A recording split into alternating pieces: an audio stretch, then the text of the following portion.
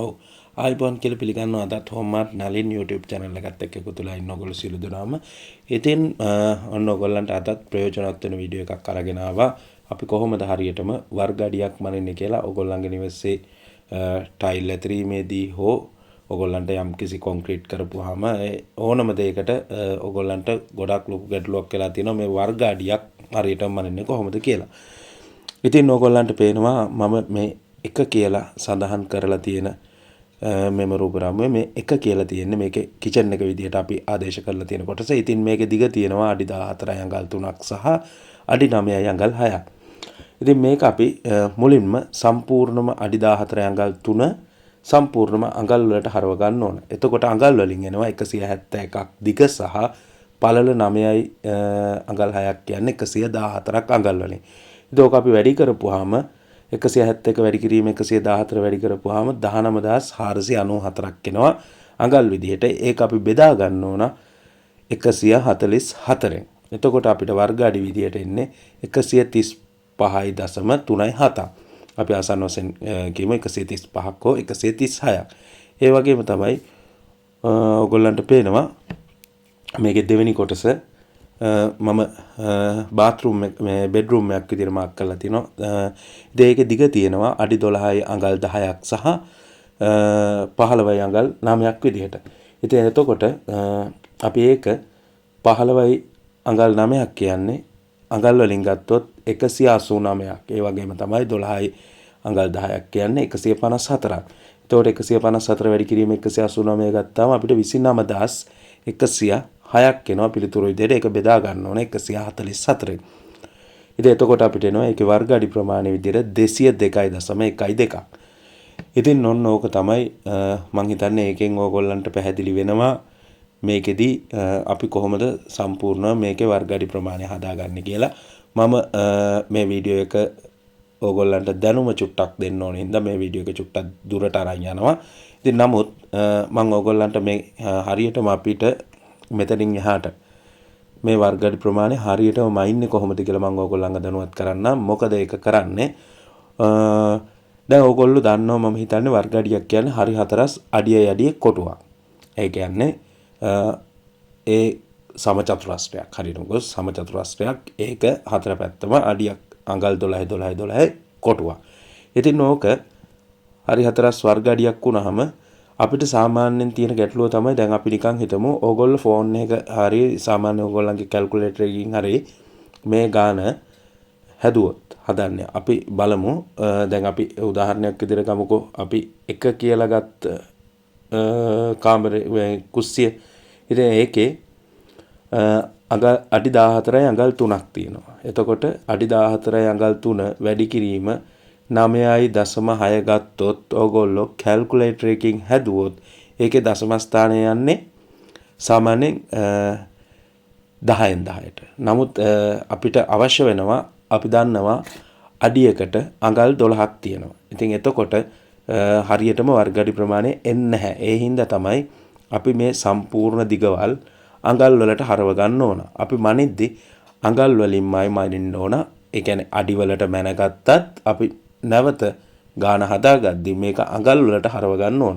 එතකොට අපි ගමු දෙක විදියට මම ගත්ත බෙඩ්රූම් එක උදාහරණයක් විදියට අපි අඩි 12 අඟල් 10. ඒ කියන්නේ අඟල් වලින් ගත්තොත් 154යි. එතකොට අනිත් පැත්තට අඩි 15යි අඟල් 9. ඒක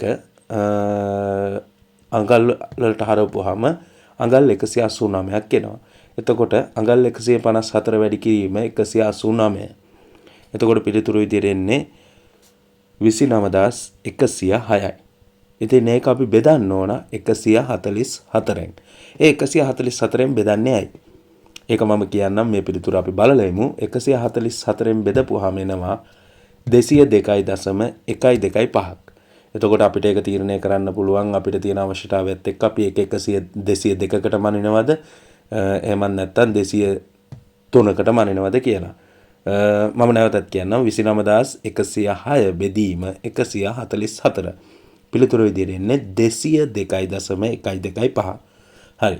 අපි බලමු මොකද්ද මේ මෙච්චර ලොකු තියෙන ගැටලුව. ඒ කියන්නේ අපි දැන් සාමාන්‍යයෙන් අපිට තියෙන වර්ගඩියක් හදන්න ෆෝන් එකෙන් හරි කැල්කියුලේටර් එකකින් හරි දිග වැඩි කිරීම පළල එච්චරයි.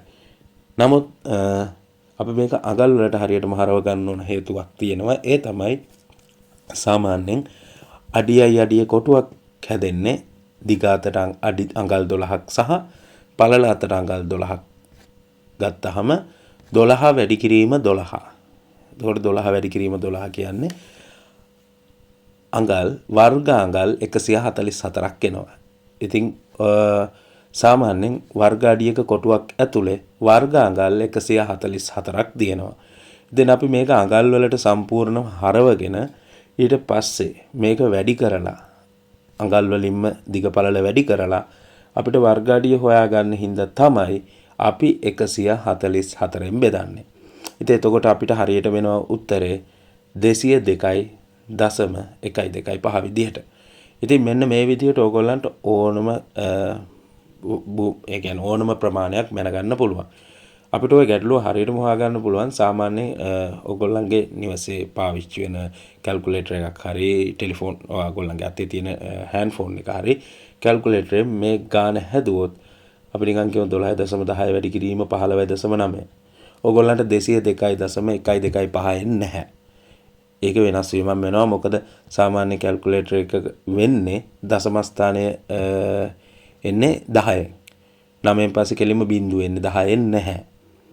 ඉතින් ඒ හින්දා මම මීට කලින් දාලා තිබ්බා වීඩියෝ එකක්. ඒකෙත් ගොඩ දෙනෙක් කමෙන්ට් කරලා තිබ්බා වීඩියෝ එක හොඳයි කියලාත් කමෙන්ට් කරලා තිබ්බා. ඒගොල්ලන්ට තව තියෙන ප්‍රශ්නත් යොමු කරලා තිබ්බා. ඉතින් මම මේක ගොඩක් මේ වීඩියෝ එක මේ විදිහට ගේන්න හැදුවේ.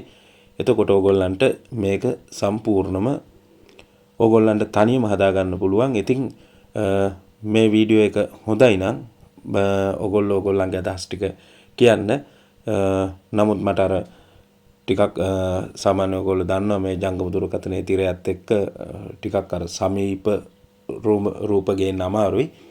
ඉතින් මේකෙදි ඔයගොල්ලන්ට මම නැවතත් කියන්නේ ඔයගොල්ලෝ පුළුවන් තරම් මේ මම අර මුලින් හදපු දෙක ඒ කියන්නේ අර 1 සහ 2 විදියට මම මාක් කරලා තියෙන 14.3 සහ 9.6 කියන ඒක හදපු විදිය ඔයගොල්ලෝ චුට්ටක් නැවත බලන්න. එතකොට ඕගොල්ලන්ට ඕක පැහැදිලි වෙනවා. ඒ වගේම තමයි දැන් ඕගොල්ලෝ ගේන ටයිල් එකේ ප්‍රමාණය. දැන් අපි නිකන් හිතමු ඕගොල්ලෝ දැන් මේ කාමරයකට ගේනවා කියලා මේ 2 කියලා දාලා තියෙන බෙඩ්රූම් එකට ගේනවා කියලා ටයිල් එක 2.2. එතකොට මේ 202යි හෝ 203 ඕගොල්ලන්ට ආසන්න වශයෙන් දා ගන්න පුළුවන් එක. ඒක බෙදා ගන්න 4ෙන්. මොකද 2.2 ටයිල් එකක තියෙන්නේ වර්ග අඩි 4යි. එතකොට ඕගොල්ලන්ට පුළුවන් ඒකේ අවශ්‍ය කරන ටයිල් කැට ප්‍රමාණය හදා ගන්න. ඉතින් එහෙනම් ළඟදිම තවත් වීඩියෝ එකක් අරන් එන්නම්. එහෙනම් හැමෝටම සුබ දවසක්. ගෙන් එන්නම්.